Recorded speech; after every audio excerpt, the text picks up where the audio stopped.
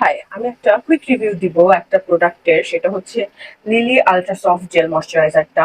অনেক আপুরে এটা রিভিউ চেয়েছে, সো একটা কুইকলি রিভিউ দিব। বাই দ্য ওয়ে, আমি শাওয়ার নিয়ে আসছি, এই জন্য আমার চুলটা ভেজা, এক্সকিউজ দ্যাট। আমি এটা রেগুলারলি ইউজ করতেছি কয়েকদিন যাবত না, অনেকগুলো, জাস্ট আমার হাফ কোটা শেষ। পজিটিভ আর নেগেটিভ দিক নিয়ে কথা বলবো। তো পজিটিভ দিক হচ্ছে এটা টেক্সচার খুবই লাইট ওয়েট, এটা একদম জেল ফর্মুলা। এটা অ্যাপ্লাই করার পর মনে হবে তুমি ফেসে পানি দিতেছো লিটারেলি, কারণ এটা এত লাইট ওয়েট একটা ফর্মুলায় করা, যেটা আমার খুব ভালো লাগছে। যেহেতু আমার অয়েলি স্কিন, প্রোডাক্ট আমার একনে ট্রিগার করে না, মানে একনে নিয়ে কোনো ঝামেলা হয়নি আমার। সামারের জন্য খুবই ভালো একটা ময়শ্চারাইজার হতো, but there is a but. So বাটটা হচ্ছে এই ময়শ্চারাইজারটা অ্যাপ্লাই করার পর মেকআপ তোমার বসে না ঠিক মতো বসে না বলতে, লিলির যে বিবি ক্রিমটা আছে, এইটা এই ময়শ্চারাইজারটা অ্যাপ্লাই করার পর ওই বিবি ক্রিমটা লাগানো যায় না।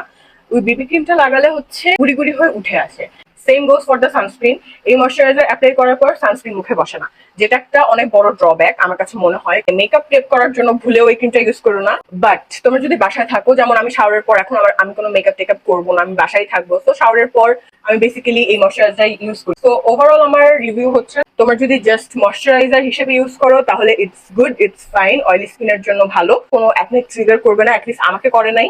দেন হচ্ছে লাইট ওয়েট, অ্যাপ্লাই করার পর খুব আরাম আরাম ফিল হয় ফেসে। বাট এটা যদি তোমার মেকআপ দিয়ে লেয়ার করতে চাও বা সানস্ক্রিন দিয়ে লেয়ার করতে চাও, তাহলে তোমাদের মেকআপ বা সানস্ক্রিন কোনোটাই ফেসে বসবে না। তো দ্যাট ওয়াজ প্রিটি মাচ ইট। তোমাদের যদি অন্য কোনো প্রোডাক্টের রিভিউ লাগে তাহলে আমাকে কমেন্ট বক্সে জানিও। আজকের জন্য এ পর্যন্ত, টেক কেয়ার।